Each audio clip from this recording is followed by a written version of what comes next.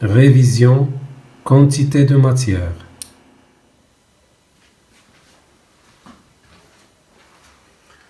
Bonjour, on va commencer aujourd'hui une révision sur la quantité de matière pour les élèves de terminale. Alors je commence par cette révision parce que ce sont des notions indispensables pour pouvoir suivre toute la suite des cours et des résumés que je vais proposer pour la suite. Alors donc, on va commencer tout d'abord par la relation entre la quantité de matière et le nombre d'entités élémentaires. Alors, tout d'abord, entité élémentaire, je la note X, c'est quoi? Ce sont des particules qui appartiennent à l'univers atomique, comme les atomes, les ions, les molécules. Alors, tout ça, ça appartient à l'univers atomique et qu'on appelle entité élémentaire. Donc, la quantité de matière d'une entité élémentaire X, c'est le nombre d'entités élémentaires sur la constante d'Avogadro. Alors, la quantité de matière, elle est en mol, le nombre, il n'a pas d'unité, et la constante d'Avogadro en mol moins 1, Na, A ça veut dire Avogadro, égale à 6,022 10 puissance 23 par mol, c'est-à-dire on a 6,022 10 puissance 23 entités élémentaires dans chaque mol. Alors il y a aussi une relation très importante, c'est la relation entre quantité de matière et masse. La quantité de matière d'une entité élémentaire quelconque, c'est la masse de X sur la masse molaire de X. Alors la quantité de matière toujours en mol, la masse en grammes et la masse molaire en grammes par mol. En chimie, on utilise le gramme comme unité parce que c'est l'unité pratique, on n'utilise plus les unités du système international. Alors je prends un exemple, calculer le nombre d'atomes, je cherche le nombre d'atomes de fer dans 5 grammes de fer. Alors on donne la masse molaire du fer, on a 56 grammes dans chaque mol. Alors on sait que la quantité de matière, d'après cette relation du fer, c'est la masse du fer sur la masse molaire du fer, l'entité élémentaire étant le fer. Et je sais bien aussi que la quantité de matière du fer égale au nombre d'atomes de fer sur la constante d'Avogadro.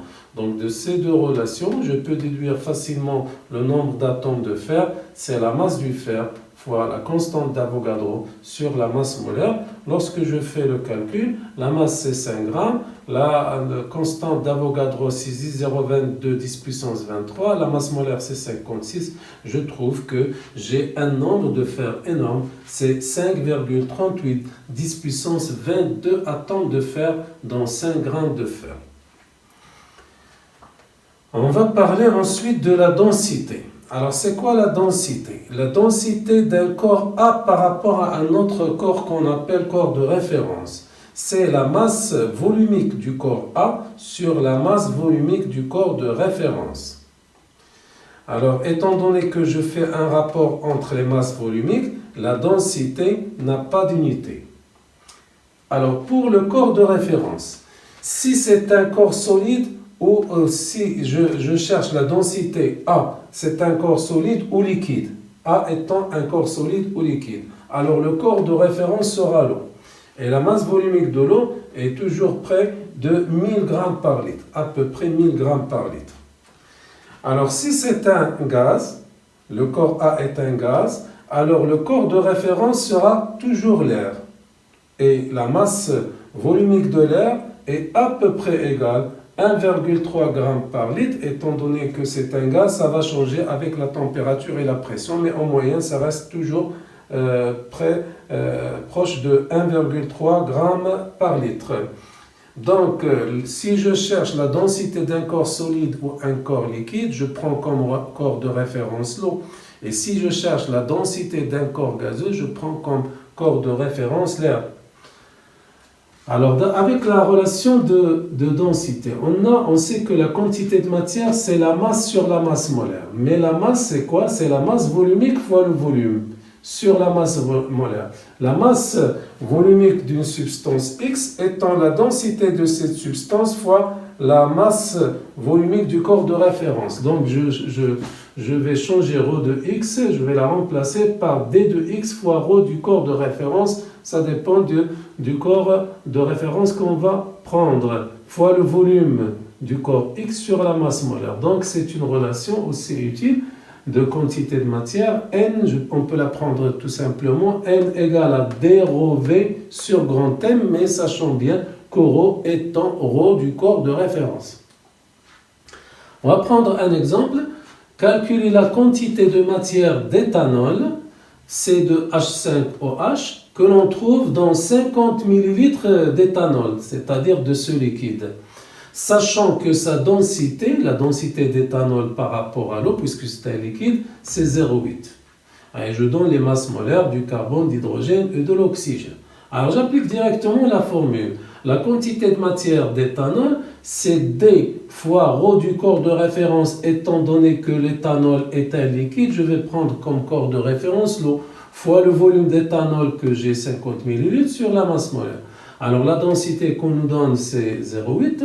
La masse volumique de l'eau, c'est 1000, fois le volume d'éthanol, c'est 50 ml. Il faut la convertir en litres, parce qu'on travaille avec les litres. Et là, la masse molaire, c'est 46. Pourquoi? Parce que 12 fois 2, plus 5, plus 16, plus 1, ça te donne 46. Alors, lorsque tu fais le calcul, tu trouves 0,87 mol dans 50 ml d'éthanol. On passe en quatrième partie à la concentration. Concentration molaire d'une solution. Alors, vous savez bien qu'une solution est préparée en dissolvant un soluté dans un solvant. Alors là, le soluté, je l'appelle A, et le volume de la solution après avoir dissous le soluté dans le solvant, je l'appelle VS. VS, le volume de la solution. Alors, en chacun des cas, si le soluté est un corps solide ou un corps gazeux, le volume de la solution est toujours égal à peu près au volume du solvant. Mais si le soluté est un liquide, alors le volume de la solution, c'est le volume du soluté plus le volume du solvant. Dans le cas où je dissous un corps liquide dans une solution, dans un solvant liquide. Alors, la concentration molaire d'une solution, on va la noter C. C, c'est la quantité de matière du soluté que je dissous sur le volume de la solution que j'ai obtenue. Alors, la quantité de matière en mol, le volume en litres, donc la concentration molaire en mol par litre. On parle aussi de concentration massique d'une solution. Alors, la concentration massique d'une solution, c'est la masse, cette fois, du soluté que j'ai dissous sur le volume de la solution. La masse étant en grammes, le volume en litres, donc la concentration massique, on dit parfois le titre massique, est en grammes par litre. Alors, il y a une relation qui va relier entre concentration massique et concentration molaire. La concentration massique, c'est M, égale à C fois grand M. Cm égale à Cm. Donc, concentration massique égale la concentration molaire fois la masse molaire du soluté.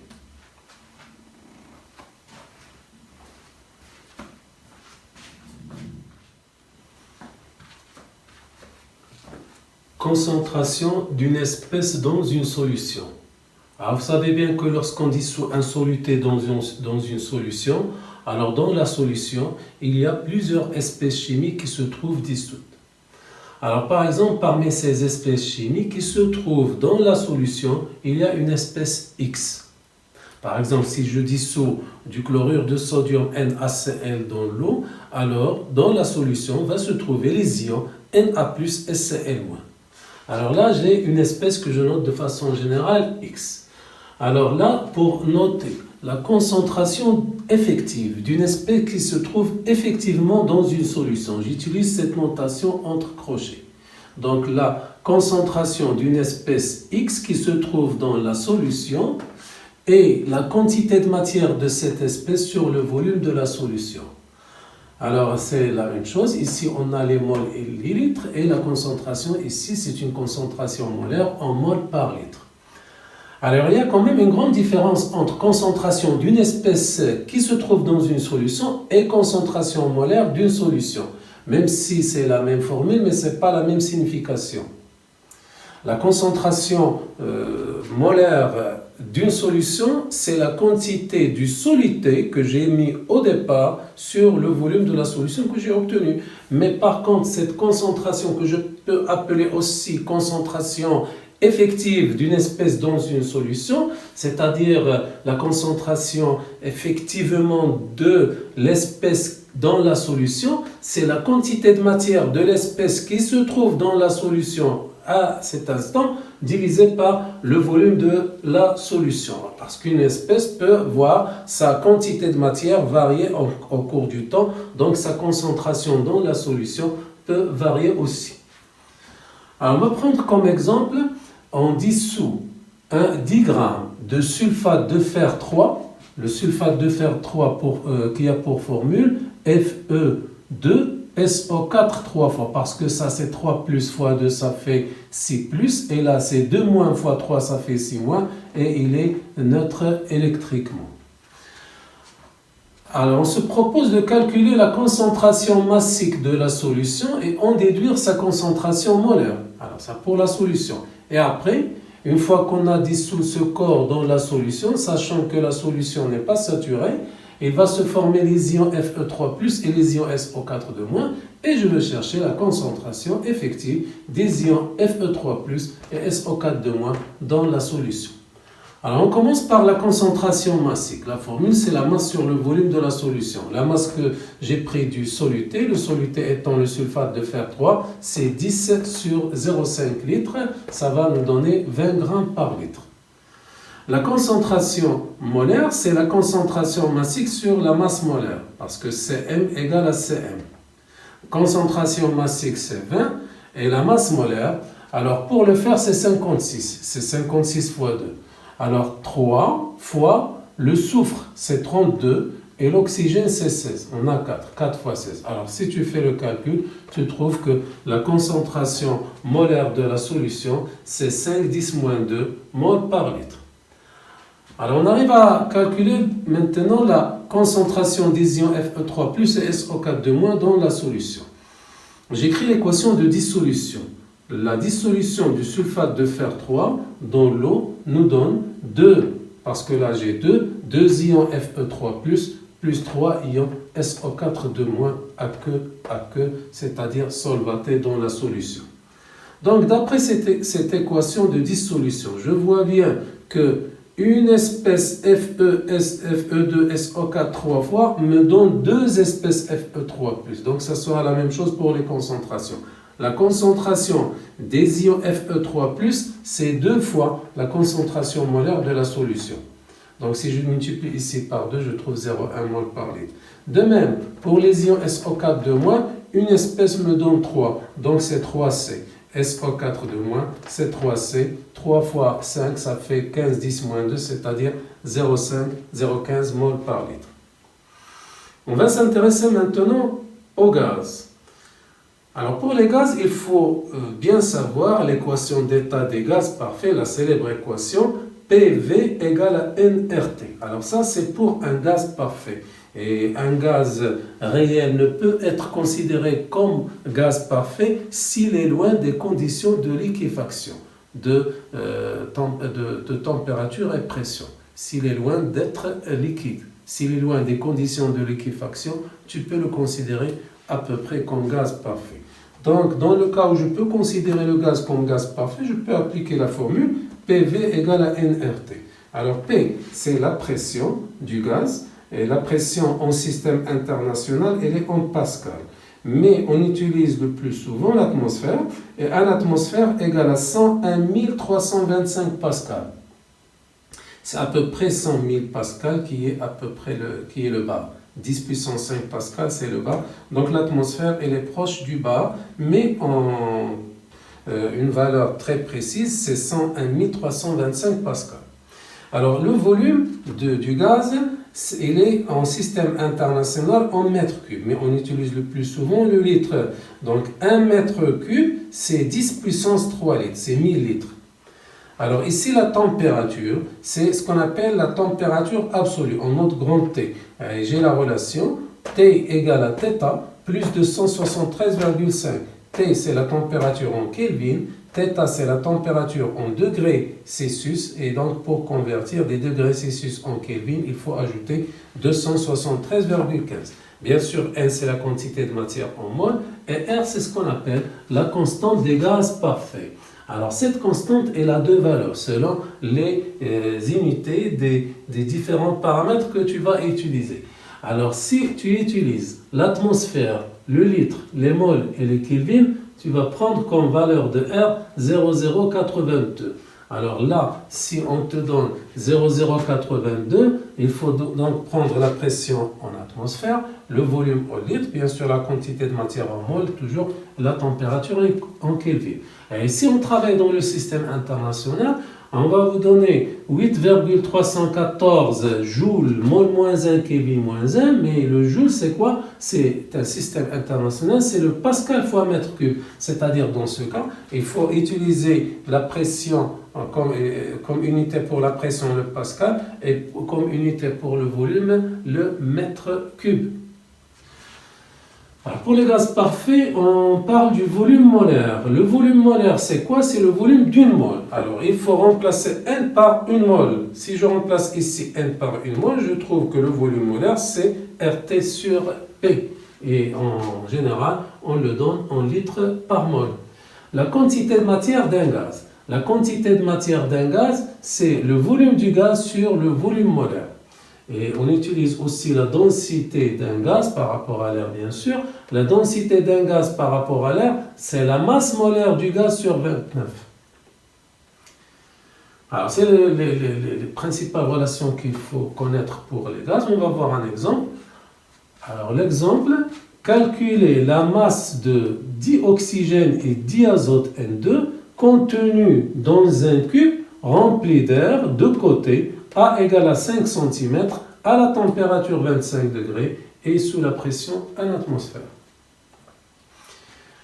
Alors pour l'air est constitué principalement du dioxygène et diazote. Et en proportion, nous avons à peu près 20% de O2 et 80% de N2. Donc le volume de l'oxygène, c'est le volume de l'air sur 5. Le volume de l'air, c'est le volume du cube, c'est A au cube sur 5. Alors la masse de l'oxygène, du dioxygène, c'est la masse molaire fois la quantité de matière. La quantité de matière, je vais la déduire de la relation des gaz parfaits, c'est PV sur RT. Donc je remplace N, donc c'est un grand thème de O2, N c'est PV de O2 sur RT. Et le volume de O2, je le remplace par A au cube sur 5. Alors je fais le calcul, la masse de dioxygène, la masse molaire du dioxygène c'est 16 fois 2 c'est 32, la pression, alors là je vais utiliser cette valeur de constante des gaz parfait 0,082, c'est pour cela que je vais utiliser l'atmosphère et le litre. Donc je vais remplacer le volume par je vais l'utiliser en litres. Donc le volume c'est quoi? C'est A au cube sur 5. A c'est 5 10 moins 2 pour la convertir en mètre au cube. Donc ça va nous donner quelque chose en mètre cube.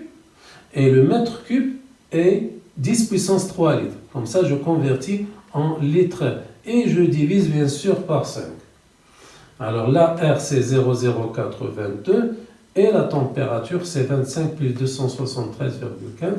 Vous trouvez 32,7 10 moins 3 grammes, c'est-à-dire 32,7 mg.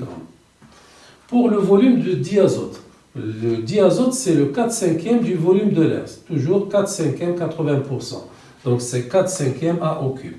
Donc je fais le même calcul. La masse de diazote, c'est la masse molaire de diazote fois la quantité de matière. C'est la masse molaire fois P fois le volume sur R fois T. Alors la masse de diazote, la masse molaire du diazote c'est 14 fois 2 c'est 28. Pour la pression, je vais prendre 1 atmosphère parce que je vais utiliser la constante 0,082.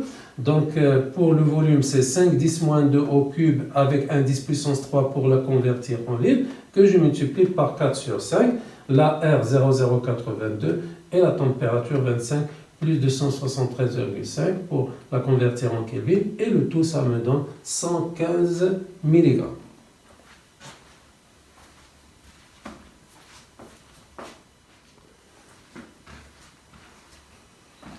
Sixièmement, conductance et conductivité.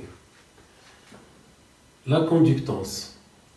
Alors, pour mesurer la conductance, on va se servir d'une cellule conductimétrique. Une cellule conductimétrique est constituée de deux plaques métalliques. Chaque plaque est de surface S et entre les deux plaques, elles sont parallèles. Et entre les deux plaques, il y a une distance L. C'est ce qu'on appelle cellule conductimétrique. Alors, la cellule plonge dans une solution électrolytique. Une solution électrolytique, c'est une solution qui contient des ions, des anions et des cations. Alors, on utilise un générateur basse fréquence de courant alternatif pour ne pas avoir de phénomène d'électrolyse de la solution, pour éviter l'électrolyse de la solution. Et on utilise donc un ampèremètre et un voltmètre. Alors, l'ampèremètre en série, ça mesure le courant efficace, et le voltmètre en parallèle avec la cellule, ça mesure la tension efficace. Et ce que j'appelle la conductance de la solution conductimétrique, c'est le rapport entre I et U. C'est l'inverse de la résistance. Alors la conductance, elle est en Siemens, le courant en ampères, la tension est en volts. La conductivité. La conductivité, on la note petit sigma. Petit sigma, c'est K fois G. K, c'est ce qu'on appelle la constante de cellule. Alors G, il est en Siemens. Alors il faut bien se souvenir que la conductivité est en Siemens par mètre, Siemens mètre moins 1. Alors de là, tu peux facilement conclure que la constante de cellule, il est en mètre moins 1. Alors s'il est en mètre moins 1, c'est L sur S, parce que L en mètre, S en mètre carré, ça te donne les mètres moins 1. Alors tu peux bien sûr utiliser une autre formule, G égale K' fois sigma. Alors, dans ce cas, K' est toujours appelé constante de cellule, mais dans ce cas, G est en Siemens, sigma en Siemens mètre moins 1, donc obligatoirement, la constante de cellule, elle sera en mètres. La constante de cellule sera en mètres. Et cette constante de cellule égale à l'inverse de la constante précédente, c'est-à-dire S sur L. S en mètre carré, L en mètre, donc K' sera en mètre. Donc tu peux utiliser l'une des deux formules pour relier la conductivité à la conductance ou la conductance à la conductivité, mais il faut faire attention à l'unité de la constante de cellule et de son expression. Conductivité molaire ionique. C'est une formule très utilisée. La conductivité d'une solution peut être calculée à partir de ce qu'on appelle la conductivité molaire ionique de tous les ions présents en solution. Je dis bien tous les ions, qu'ils soient actifs ou inactifs, c'est-à-dire qu'ils participent à la réaction ou bien qu'ils soient des ions spectateurs.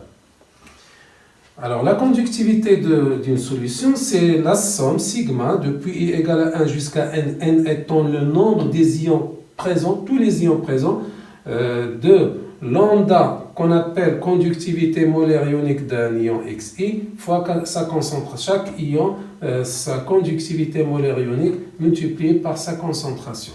Alors, il faut faire très attention aux unités. Alors là, la conductivité c'est toujours en Siemens par mètre. La conductivité molaire en Siemens mètre carré mol moins 1. Dans ce cas, il faut prendre la concentration molaire des ions en solution en mol par mètre cube, pas en litres. Il faut faire très attention lorsque tu utilises la conductivité à prendre les concentrations en mol par mètre cube. Si tu déduis une concentration, il sera en mol par mètre cube. Si tu utilises une concentration pour trouver la conductivité, tu dois la convertir au départ en mol par mètre cube et c'est une erreur très répandue parmi les élèves. Alors, on va voir un exemple. Déterminer la concentration des ions Na+, et NO3- des ions sodium et nitrate dans une solution de nitrate de sodium de conductivité sigma égale 1038 microsiemens par centimètre. Alors pour cela, on vous donne la conductivité molaire ionique des ions sodium et des ions nitrate. 5,01 millisiemens mètre carré mol moins 1 pour les sodium et 7,14 millisiemens mètre carré mol moins 1 pour les ions nitrates. Alors pour le corps solide nitrate de sodium, Et lorsqu'on le met dans l'eau, il va se dissoudre en ion Na+, et en ion NO3-.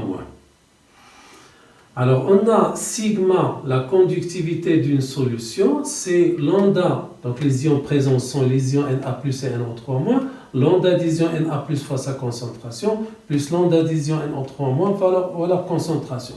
Mais d'après cette équation de dissolution, j'ai la concentration de Na+, qui est égale à C, la concentration de NO3- parce que j'ai ici 1, est égale aussi à C, donc la concentration des ions Na+ est égale à la concentration des ions NO3-. Donc si je remplace ici par les concentrations, j'aurai concentration de Na+ égale concentration de NO3- égale sigma sur la somme des lambda. Alors pour le calcul, sigma c'est 1038 micro c'est 10-6, centimètres c'est 10-2 fois moins 1 c'est 10 puissance 2. Les lambda, je les remplace 501, mais parce que c'est millisiemens 10-3, et là 714 millisiemens, c'est-à-dire 10-3. Le calcul va nous donner des concentrations en mol par mètre cube. Alors c'est 8,54 mol par mètre cube. Pour convertir les mols par mètre cube en mol par litre, il faut multiplier par 10 puissance moins 3, c'est-à-dire 8,54 10-3 mol par litre.